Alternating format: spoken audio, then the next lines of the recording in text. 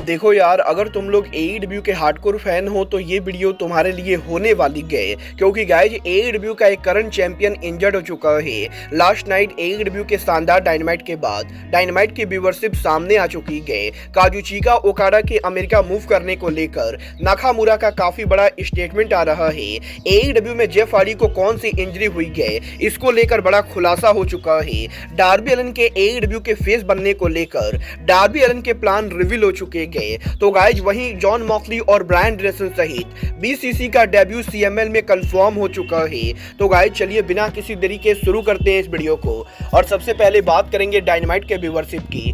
बात करें अगर यहाँ पर एईडब्ल्यू के डायनामाइट शो की, तो गाइज जैसा कि आप लोग को याद होगा, लास्ट वीक यहाँ पर एईडब्ल्यू के डायनामाइट के काफी ज्यादा बढ़िया होने के बाद भी लास्ट वीक एईडब्ल्यू के डायनामाइट को मात्र यहाँ पर 8,05,000 व्यूअरशिप मिली थी, जो कि यहाँ पर एईडब्ल्यू के लास्ट वीक के डायनामाइट के हिसाब से काफी कम थी। बट गाइस यही एईडब्ल्यू ने जब इस हफ्ते उनका डायनामाइट किया तो एईडब्ल्यू के इस हफ्ते डायनामाइट के व्यूअरशिप लास्ट वीक के मुकाबले थोड़ी सी बढ़ चुकी है। और इस हफ्ते एईडब्ल्यू के डायनामाइट शो को करीबन 8,11,000 लोगों ने देखा, जो कि लास्ट वीक के मुकाबले करीबन 6,000 ज्यादा है। और गाइस यहाँ पर अच्छी बात यह है कि एईडब्ल्यू के इस हफ्ते डायनामाइट के वैलेंटाइन डे पर हैवी कंपटीशन फेस करने के बाद भी एईडब्ल्यू के इस हफ्ते डायनामाइट ने यहाँ पर अमेरिका के अंदर एनबीए सहित काफी सारे बड़े स्पोर्ट को बीट करके अमेरिका में नंबर 1 शो था।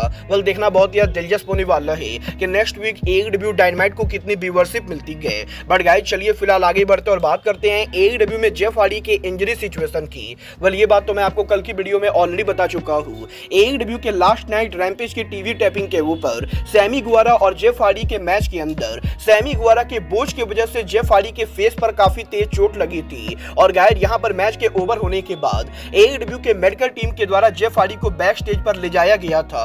और गाइस यहाँ पर जिस तरीके से सैमी गुवारा ने यहाँ पर जेफ हार्डी पर मारा था, उसे देखकर काफी सारे लोगों को ये लग रहा था कि हार्डी को पॉसिबली कोई सीरियस कंकशन इंजरी हो सकती है। क्योंकि गाइस जब यहाँ पर गुवारा उनका स्पेनिश फ्लाई हिट कर रहे थे तो सैमी गुवारा का पैर सीधे जाकर जेफ हार्डी के फेस पर लगता है। बट गाइस अब यहाँ पर एईडब्ल्यू के मेडिकल टीम के चेकअप करने के बाद ये अच्छी खबर सामने आ रही है कि जेफ हार्डी को लास्ट नाइट एईडब्ल्यू रैम्पेज की टीवी टैपिंग के ऊपर पॉसिबली कोई सीरियस कंकशन इंजरी नहीं हुई है। और गाइस करंटली एईडब्ल्यू के मेडिकल टीम का ये मानना है कि जेफ हार्डी को सैमी गुवारा की वजह से ब्रोकन नोज इंजरी हुई है। क्योंकि जब यहाँ पर सैमी गुवारा फ्लाई कर रहे थे तो सैमी गुवारा का पैर सीधे हार्डी के नाक के ऊपर जाकर लगा था, इसकी वजह से जेफ हार्डी का नाक टूट गया है और इस समय Jeff Hardy broken nose injury से गुजर रहे गए।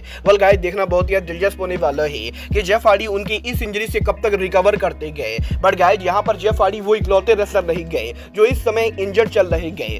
गाइस आप लोग को ये सुनकर शौक होने वाले हो कि एईडब्ल्यू कंपनी की करंट टीवीएस चैंपियन जूलिया हट भी इस समय इंजर्ड चल रही गए। एईडब्ल्यू में पिछले काफी हफ्तों से जूलिया हट के एक्शन में ना होने के बाद अब यहाँ पर फाइटफुल सेलेक्ट ने इस चीज को कंफर्म कर दिया है कि एईडब्ल्यू की करंट टीवीएस चैंपियन जूलिया हट इंजर्ड चल रही गए। और जूलिया हट को एग्जैक्टली किस टाइप की इंजरी हुई गए ये तो अभी तक क्लियर नहीं हुआ है। बट गाइस यहाँ पर हार्ट की इंजरी की वजह से ही वो एईडब्ल्यू के शो पर रिंग में कम्पीट नहीं कर रही गए। और गाइस करंटली यहाँ पर एईडब्ल्यू के मेडिकल टीम के द्वारा जूलिया हट की इंजरी को मॉनिटर किया जा रहा है। और अगर यहाँ पर ये इंजरी 2 या 4 हफ्तों में ठीक हो जाती है तो जूलिया हट दोबारा रिंग के अंदर रिटर्न करेंगी। बट अगर यहाँ पर जूलिया हट की इंजरी लंबी जाती है तो गाइस शायद फ्यूचर के अंदर एईडब्ल्यू के टीवीएस टाइटल को वैकेट किया जाएगा। ये तो आने वाला टाइम बताएगा कि जूलिया हट की ये इंजरी कितनी सीरियस होती है। बट गाइस चलिए फिलहाल आगे बढ़ते और बात करते हैं एईडब्ल्यू में डार्बी एलन के फ्यूचर प्लान की। अगर बात करें यहाँ पर डार्बी एलन की तो गाइस ये बात तो हम सभी लोगों को मालूम है, 3 मार्च को स्टिंग के आखिरी मैच के अंदर डार्बी एलन स्टिंग के साथ एईडब्ल्यू का टैग टाइटल डिफेंड करेंगे। बट गाइस यहीं अब एईडब्ल्यू में डार्बी एलन के फ्यूचर को लेकर डार्बी का काफी बड़ा स्टेटमेंट आ रहा है।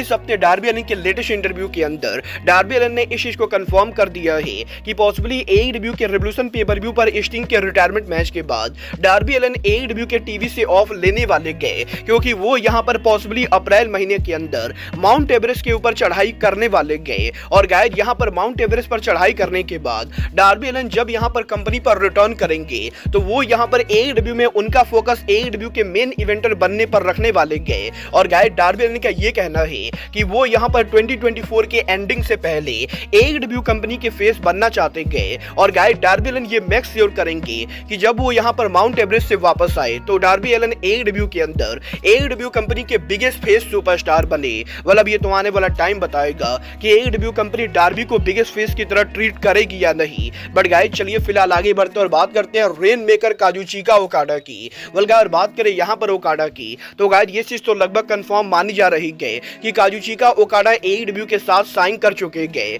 और या तो AEW के रिवोल्यूशन पेपर व्यू के ऊपर या AEW के बिग बिजनेस के ऊपर ओकाडा का डेब्यू होने वाला है।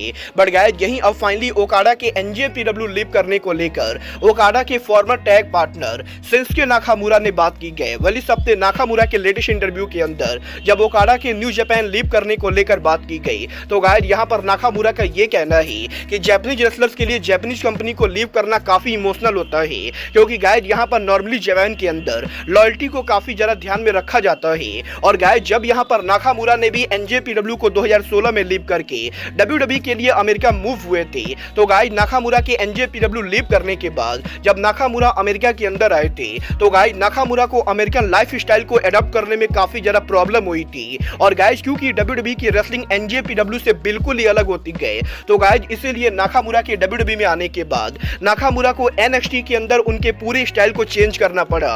और गाइस यहाँ पर NJPW के मुकाबले WWE कंपनी में काम करना भी नाकामुरा के लिए काफी मुश्किल था, क्योंकि गाइस नाकामुरा WWE के अंदर ज्यादा लोगों को नहीं जानते थे, और गाइस नाकामुरा की इंग्लिश भी उतनी बढ़िया नहीं थी। और गाइस यहाँ पर सडनली जापान से अमेरिका मूव करने के बाद नाकामुरा को शुरुआत में 1 से 1.5 सालों तक अमेरिका में रहने में काफी ज्यादा प्रॉब्लम हुई थी। और गाइस इसीलिए नाकामुरा ये होप करते गए कि ओकाडा यहाँ पर अमेरिका में जिस भी कंपनी को ज्वाइन करे ओकाडा को इन सभी प्रॉब्लम का सामना ना करना पड़े। और गाइस यहाँ पर नाकामुरा का ये कहना है कि जापानीज और अमेरिकन लाइफ स्टाइल के डिफरेंट होने की वजह से ही मोस्टली यहाँ पर जापानीज रेसलर जापान को छोड़कर अमेरिकन कंपनीज को ज्वाइन नहीं करते गए। बट गाइस क्योंकि जापानीज कंपनी के अंदर रेसलर्स को अमेरिकन कंपनीज के मुकाबले काफी कम सैलरी मिलती गई, तो गाइस इसलिए काजुचिका ओकाडा का NJPW को लीव करना नाकामुरा को बिल्कुल ही सही लगता है। और गाइस यहाँ पर नाकामुरा ये होप करते गए कि ओकाडा अब यहाँ पर अमेरिका में उस कंपनी को ज्वाइन करेंगे जो कंपनी ओकाडा के करियर के लिए बेहतरीन होगी। गाइस देखना बहुत ही दिलचस्प होने वाला है कि रेन मेकर के AEW में आने के बाद क्या काजुचिका ओकाडा भी उनके रेसलिंग स्टाइल को चेंज करते हैं या नहीं। बट गाइस चलिए फिलहाल आगे बढ़ते और बात करते हैं BCC के CML में डेब्यू करने की। गाइस ये बात तो हम सभी लोगों को मालूम है, पिछले कुछ हफ्तों में AEW के डायनामाइट शो के ऊपर हमें यहाँ पर बैक टू बैक CML के काफी सारे रेसलर देखने को मिलेंगे। और गाइस वेलाडोर जूनियर मिस्टिको सहित CML के काफी सारे रेसलर के AEW में BCC पर अटैक करने के बाद अब फाइनली ब्रायन ने इस चीज को कंफर्म कर दिया है कि BCC फाइनली CML पर डेब्यू करने वाली गए। और गाइस ब्रायन ने उनके लेटेस्ट इंटरव्यू के अंदर CML के लेजेंडरी सुपरस्टार और ब्रायन डेनिसन के फेवरेट लुचाडर सुपरस्टार पैंथर को मैच के लिए चैलेंज कर दिया है। और यही ब्रायन के पैंथर को चैलेंज करने के बाद अब फाइनली यहां पर CML रेसलिंग ने अनाउंस कर दिया है कि अब से यहां पर मात्र 1 महीने के अंदर 29 मार्च को CML रेसलिंग के अरीना मैक्सिको शो के ऊपर BCC यहां पर CML में डेब्यू करेगी। और जब यहां पर 29 मार्च के ऊपर CML रेसलिंग उनके साल का one of the biggest show करेगी, तो गाइस इस शो के ऊपर BCC के चारों मेंबर डेब्यू करने वाले गए। जहां पर CML के 29 मार्च के इस शो के ऊपर हमें यहां पर अरीना मैक्सिको के अंदर Jon Moxley, Claudio Castagnoli, Bryan Danielson and Wheeler Yuta versus Mistico, Volador junior, Panther और अल्टीमो गुरेरो के बीच में 8 मैन टैग मैच देखने को मिलने वाला है। और इसके साथ साथ 29 मार्च को CML के इस शो के ऊपर AEW के वुमेन डिवीजन की तरफ से विलो नाइटिंगेल CML पर डेब्यू करेंगी। जहां पर CML के इस शो के ऊपर हमें यहां पर Willow Nightingale, Tessa Blanchard and Catalina versus विंक्योर, जेसिस और लुवाना के बीच में 6 वुमेन टैग मैच देखने को मिलने वाला है। देखना बहुत ही दिलचस्प होने वाला है। 29 मार्च को जब यहां पर CML के one of the biggest show के ऊपर अरीना मैक्सिको में ब्रायन और ब्लू पैंथर आमने सामने होते गए, तो गाइस इन दोनों का ये मैच कैसा होता है। आप लोग BCC के CML डेब्यू के लिए एक्साइटेड हो या नहीं, आप लोग मुझे कमेंट करके बताइए। बट गाइस अब आज के इस वीडियो में बस इतना ही। मैं मिलता हूं आपसे अपने अगले वीडियो में। बट गाइस तब तक के लिए good bye, good night and bang.